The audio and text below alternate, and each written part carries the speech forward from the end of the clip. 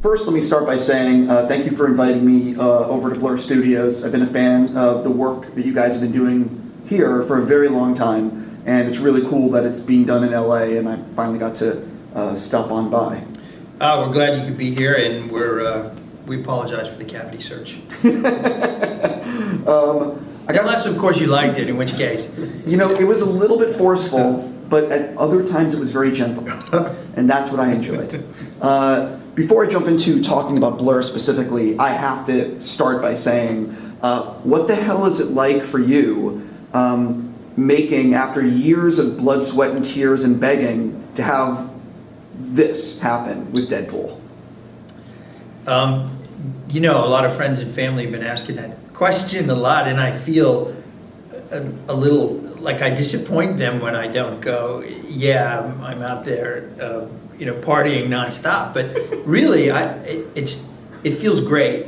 But I was happy with my life before, and this just is a goal that I wanted to accomplish. So that feels good. But I love my life here at Blur. So it wasn't like I felt there was something missing. It was just always a goal. I mean, in fact, when we started the studio, it was because we wanted to do our own content. We wanted to make movies. So it felt like a realization of that goal. But that's about it, Have to ask, what's Fincher's reaction been to Deadpool? He liked it, which was surprising. I had dinner with him the other night, and he was very generous about it because I thought he would tear me up, but he really liked it. He liked the tone. He thought it was funny, and he thought it felt very authentic, which is quite a compliment from him. Yes, I have heard he can be a tough judge.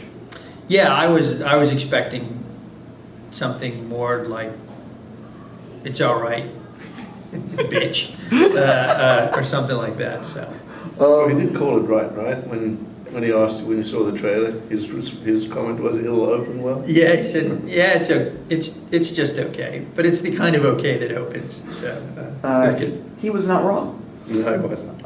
We're at Blur, so let's talk a little bit about, for the people that don't know what Blur is and what you guys do, give some basic stuff. Take it away, Dave. So our primary business that we've been in for a while has been game trailers, like game cinematics. So we show really longer format commercials, if you will, for video games. Sometimes they're just there to expand characters in the story or give you a little bit of a taste of the story to come. But we've been doing video game trailers, visual effects for films, commercials. I think it was, Tim can speak more to it, but found it as a want to kind of just work on cool stuff really. And it's what it definitely attracted me, the diversity of work that you can do here. I mean, one, 3-month spell you're working on League of Legends, and the next you're Star Wars, and then a few months later it's Halo. That sort of range of projects, whether it's keyframe animation or realistic mocap or commercials or live action, the sort of the melting pot of all that content is one of the sort of factors that draws a lot of artists in here, and one of the aspects that makes the company great. You guys did the test footage for Deadpool was done here. Yes. Even though it took years for the film to get made, did that test footage serve as a selling point to filmmakers and companies to sort of get work at Blur, or was it something that you couldn't really show to people?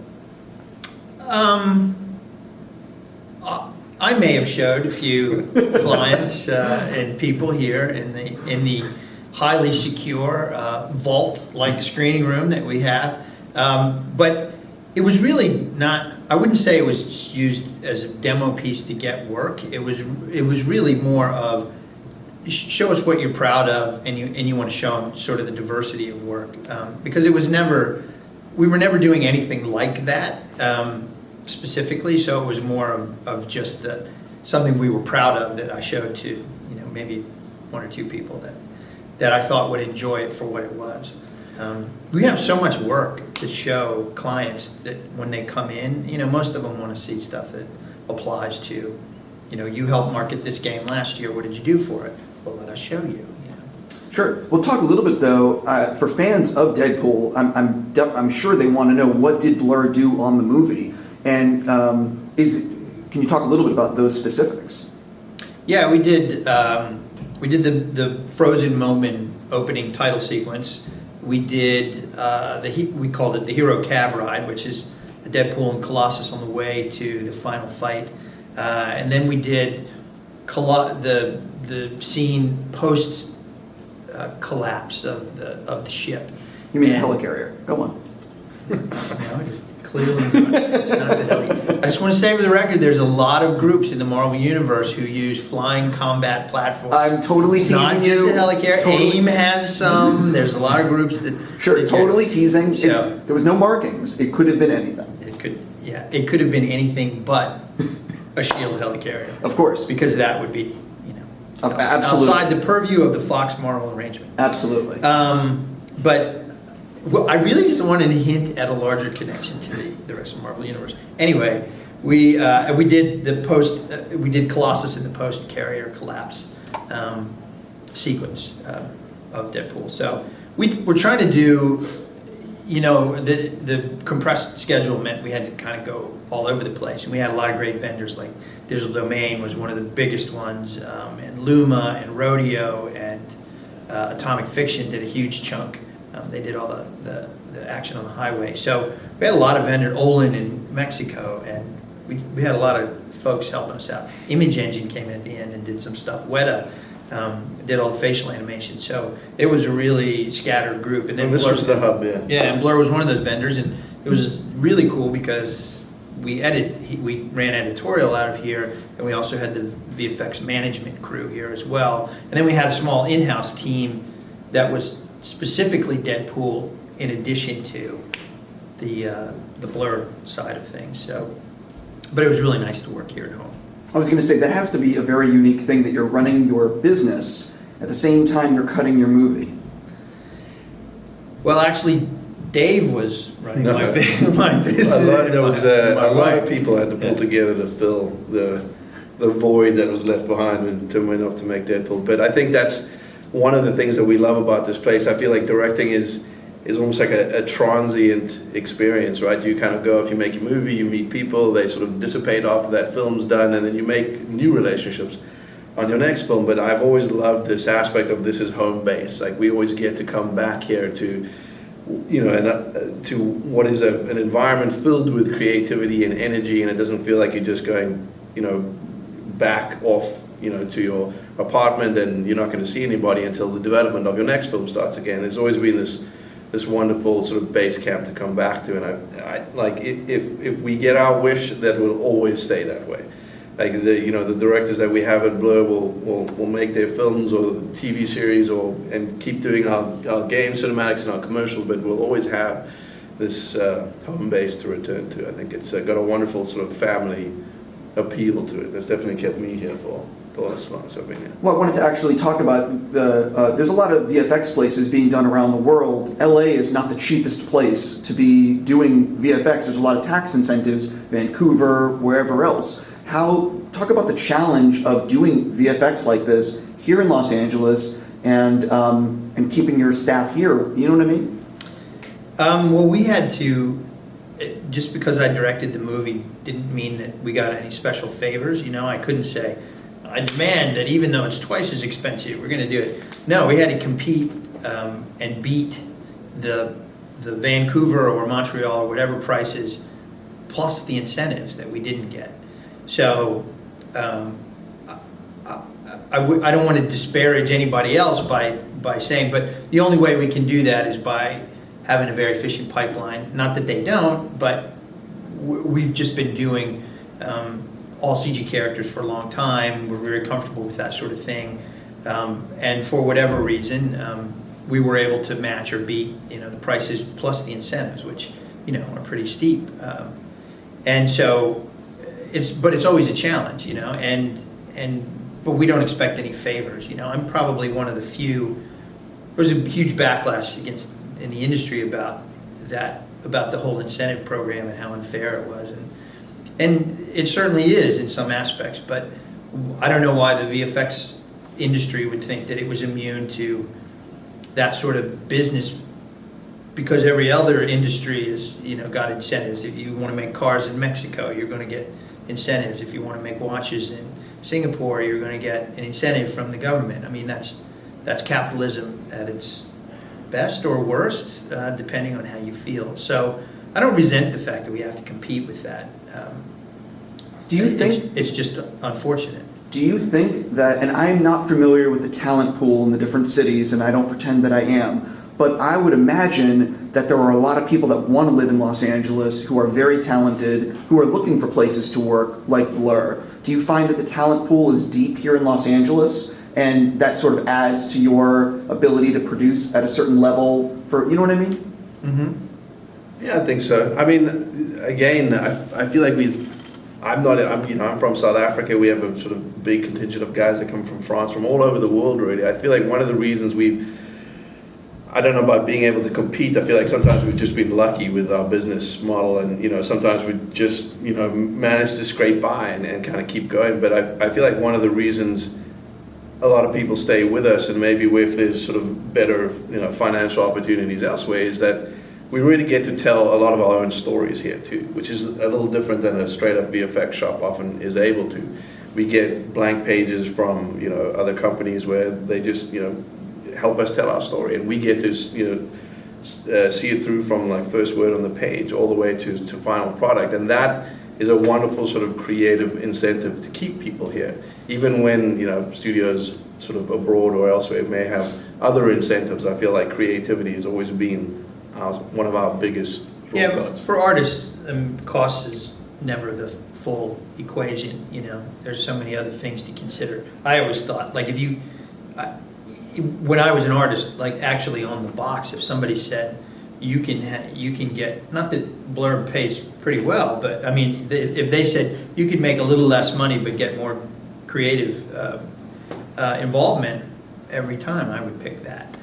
But in answer to your other question, I came out here 25 years ago because this was the hub of the computer revolution. This was where the best art was being done. It's not the case anymore. The rest of the world is filled with great artists, and the equipment and the knowledge and the software is really equal or leveled the playing field a lot. And I think the incentives meant that a lot of the industry has fled. So the talent pool is still deep here, but it's not as deep as it was because people have been forced to go elsewhere for and it's work. distributed too. Yeah. Like you don't need to be on site as much as you used to anymore. Like Yeah, and look, Vancouver's a beautiful place to live. Montreal is great.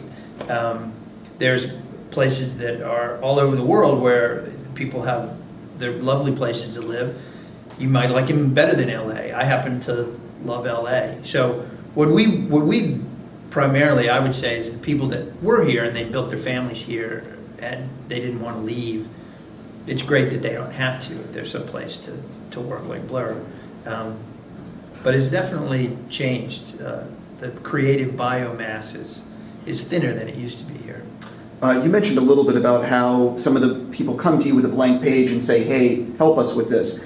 Talk a little bit about what is the percentage of clients coming to you with that blank page versus clients coming in with some sort of idea and saying, help us refine this, and talk a little bit about that process.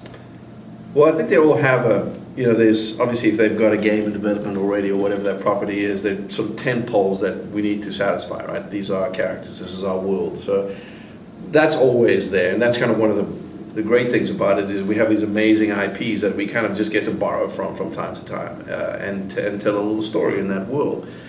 The blank page versus sort of already a strong idea is 50-50. It depends, and I would say, over the years, the great part about it is the idea is one thing, but the sort of commitment to stick to it is even harder. Like you can always come up with the idea, and people are always, there's a lot of, people want to take risks. They see a trailer or a commercial that's risky or bold, it says something different, it doesn't fit within the box that they're used to, and they go, I want something like that. Then we write something like that, and then the sort of fear kind of creeps in a little bit of like, shit, we're about to spend $2 million on this.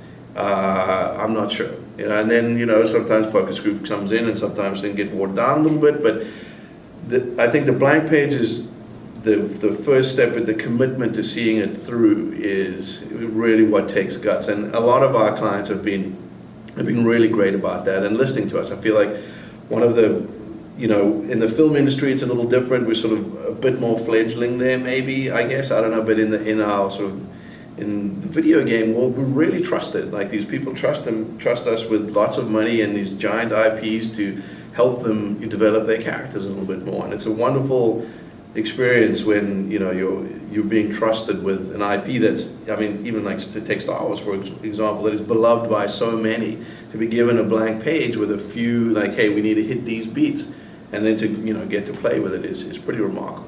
I think everyone has favorites no matter what they've worked on. So I have to ask the two of you, do you have favorite campaigns or favorite things you've done here at Blur that people should watch online or find the links? Things you'd really say, hey, I'm really proud of this one. I like making you choose your babies. The DC Universe Online really helped me get Deadpool, the movie, because an exec at Fox had seen it and liked the superhero action.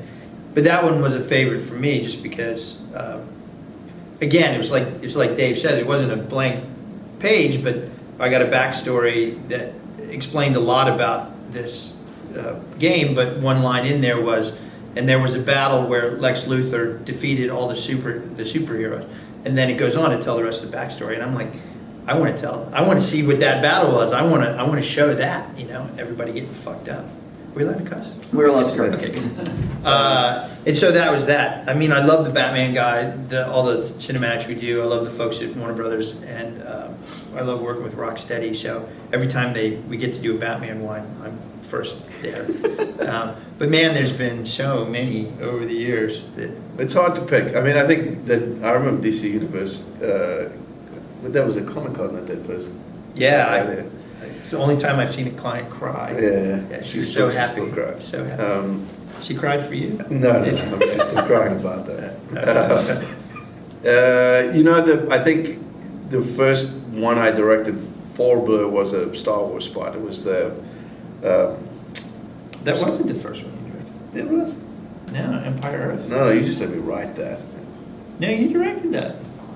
No. Oh, maybe. What? Your fights are very dramatic. Yeah, no, it was just a wonderful sort of moment. I mean, it's hard to screw up Star Wars. I mean, you really got so many people. No, I'm going to stop you there. It's not that hard to screw up Star Wars. Go on. And it was just a nice moment. It was the first, I'm a huge Star Wars fan, so I was actually playing, also a lot of video games, and I was playing Force Unleashed at the time, and Tim pulled me aside and said, hey, Lucasfilms wants to do something, and I was hoping it was Star Wars. It turned out to be Old Republic, which I hadn't heard of because they were launching it. And it was the first trailer for that, and it was just everything came together so nicely on that. The response was great. It was an amazing experience to be a part of that. So I feel like it was the first, one that I really took ownership of. For me, it'll always be special. But there've been so many. Say Warhammer. Yeah. Yeah, say But Warhammer. that you directed that. I didn't really direct that. Yeah. It was kind of for years I didn't take, even though at the beginning I directed everything, but I didn't take the director credit because it's a team effort. A, I'm a socialist at heart, and B, I think that the director title unnaturally concentrates credit on one person, a credit that otherwise, if no one is focusing, that spotlight is shared on the rest of the team. And animation, well, live action filmmaking is the same way, but animation especially is a real group effort. And then Dave said, I want to direct. And I'm like, well, if he's going to get the title, then I got to take the title because I can't, because I'm very competitive. But Warhammer was something we were going to not take, and then you and Flappy said, oh, fuck, we got to take it. We got all the little figures on our desk. We were giant nerds.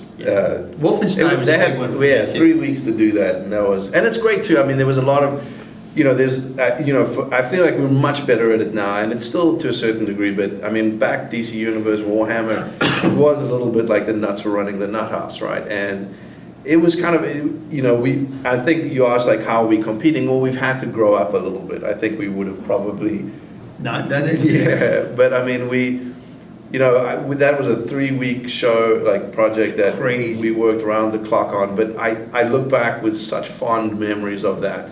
That yes, I didn't direct that, but yes, a definite highlight. And if ever we get a chance to do another 40K, I will be first in line. I have to say there was an Xbox, when they were launching Xbox, this is how long ago it was. There was the launch of Xbox. James Blackley came and said, dude, Bill Gates is getting up in front of the world in 2 weeks and announcing Xbox, and I need something to put behind him. And I heard you guys are like the Black Ops 3D Studio Max guys, and he's like, what can you do in 2 weeks? And I'm like, fuck, I don't know. And then we happened to have been working on this side project that had a giant robot, and so I'm like, I'm gonna take the giant robot, I'm gonna put a girl inside of it, and they were gonna do this thing, it was the Mindbridge robot. And so we took that and put this thing together in 2 weeks. And just the movement and what it was, and the camera moves, and the music from David Norland came in, and it was so great. I cried. I cry easily, but I cry. I still remember it. Yeah, and we're not crying. I know. But I just remember just watching it and just the feeling of like, oh my God, this is fucking awesome. I loved it. And I don't know. You get those moments every once in a while. Usually when nobody's here at night and I walk around and everybody's gone home and it's like 3 a.m. for whatever reason I'm here. That's when I'm the most proud. It's weird. Yeah. Now I'm gonna cry. We would joke here, like, but I remember there were some tough times when we were, it got to the point with Tim over so many years, you stop asking, like, hey, what's going on with that movie? Because you don't want to have to watch it, be like, yeah, whatever. But I still to this day will say that this building is the greatest, like it will be forever your best success. Like I don't know, how successful Thanks. that like 100 people come here every day. You're trying to really make them cry. Yeah. I'm like, there's a lot of very talented folks come through these doors and have had opportunities to go on elsewhere and do other things. And I think the fact that we're still here and that we have these opportunities, that it never felt like a business or anything. Like it felt like a family from day one. And it does make me proud that most of those people, one of the guys here was here this morning, who had left a couple of years ago, and he's like, dude, not a day goes by that I don't fucking miss this place. So, you get to a point where maybe you want to move on, maybe you want something new, maybe your girlfriend broke up with you and you need to go to another city. So people leave for a variety of reasons, but generally they remember their time here fondly. I definitely want to ask about technology. It seems like every year or every month there's new technology. VR is right around the corner. I've used Oculus Rift and some of the other technologies, and it's just floored me about the potential of what's coming. How have you guys been sort of grasping with the new technology that's coming, and what are you excited about that people are going to be seeing soon? Thank you, Dave. I know a lot of people are excited about VR. I am in the AR camp of things. That's not to say I don't feel Why do you have both? Why do you have to be? Why you gotta limit yourself like that? Because VR is AR with the opacity dialed up. But I will say, I think VR is going to have a great market for entertainment, and it'll fit well in story. There's going to undoubtedly be a way to harness that. I get that. But as far as we talk about pervasive technology like AR, the limited is limitless. I feel like schools and education and medicine and any practice, even communication. I mean, it sort of will revolutionize that. I think manufacturing industries will go out of business overnight when sort of AR comes to the forefront of things. But the interesting challenge to me is there's all this technology out there right now, and you've got, especially with virtual reality, it feels like a race that people are running, but no one quite knows where they're going, but they can't slow down. Like everybody wants to be at the front of it because they know there's some kind of success at the end here. But what I'm interested in is finding out, like, how do you tell that story, right? And I think everybody is, like, how do you tell a story when you can't direct your audience's attention? How do you But don't you find it so fucking annoying when people go, yeah, it's you know, you can't do it. It's not going to work. No, because no, it doesn't- that's why I'm when I immediately go, I'm like, yes, I know you want to prove everybody wrong. That's No, like- no, no. I don't want to prove everybody wrong. I just go, how could you be? It just fucking started. It's No, brand but- new. We just haven't developed the language for telling Right. that's what's there. Absolutely. But I think it won't be like film. It'll be something else. Else. And maybe it's more immersive. Maybe it's just different. Who knows? But it's definitely got all this potential for, I can see, for inhabiting your stories in a way that, you know, other mediums can't. So. Well, I want to do a follow-up. I was talking to some people about, you obviously create a lot of environments in the computer. Yeah. And what I'm curious about is, do you think that maybe as an add-on for a movie that's getting ready to come out on a Friday, say, let's arbitrarily say Batman, Superman, and they create the Daily Planet in a computer for VFX shots. Do you think in the future, when you create an environment, say like a Daily Planet, you then release it as like a free way for people at home to put on their headset and explore the Daily Planet with the rendering that you've already done as like an add-on? Does that make sense? Or is that just stupid? There's other things you can do. Yes, you can absolutely do that, and there's sort of immersive experiences where you get to kind of be voyeuristic about, you know, being in that environment or whatnot. But I think for me, the aspect of it that I would want to infuse into it is that sort of group experience. That when you go to a movie and you're sitting next to that person, like how do you accomplish that goal in a technology that's singular, making that experience singular for you, right? So I think that's one of the biggest challenges, and they have there's a play. What is that one in New York where you get to kind of just leave and wander around and experience? Sleep No More. Yeah, it's a play. With naked people. It's got naked people in it. Oh, yeah, all right. No, great. Which is the only reason I know of it. Because But there's a couple of them. But these experiences that you go to where you have a traditional. Okay, here's the play, right? But when the sort of stars leave the stage, they go. The scene ends. You can follow them. Now you've got a choice. You can go here, you can go there, and you can follow them. You can see where their story takes them. But the great part about it is that everyone's wearing a mask and a robe, right? So you're sort of isolated in that you can't find your friends or whatever it is. So it's a little unnerving experience in a way. But what's great about it is it's a choose your own adventure in a sense, where you get to follow the story that you want to follow. I think the marketable aspect of that is like you could watch it 10 times because you could follow this character now or that character over there. But I think what's hard about it is the exponential amount of content you have to create at that point, because you're not just so branching narrative that it gets deep tricky really fast. So, but the opportunities are there, I think. But I think the answer practically to your first question is, if I'm building the Daily Planet for Batman, Superman, I'm building shot-specific pieces of that environment rather than all of the environment to a degree. So if you said you want to do a VR or a experience of that, you would hand that over, and it would certainly save the guys who are creating the VR component a lot of time. But it's not like just a straight across boom and good to go. What is coming up for Blur in 2016? What can you tease people what you're working on? Are you allowed to say anything? We're looking over at a producer because we. More 343. A lot of. Sorry. More 343 stuff. I think we're continuing a lot of the IPs that people have associated with us before. I don't know if. I don't want to get you in trouble, so say nothing. Yeah, we are having our busiest year ever, though. It's great. I mean, we got a full house of people out here, which is nice. A lot of them are announcements, so we can't they're announced trailers. If we say we're working on X, it'll give away that there's something coming out.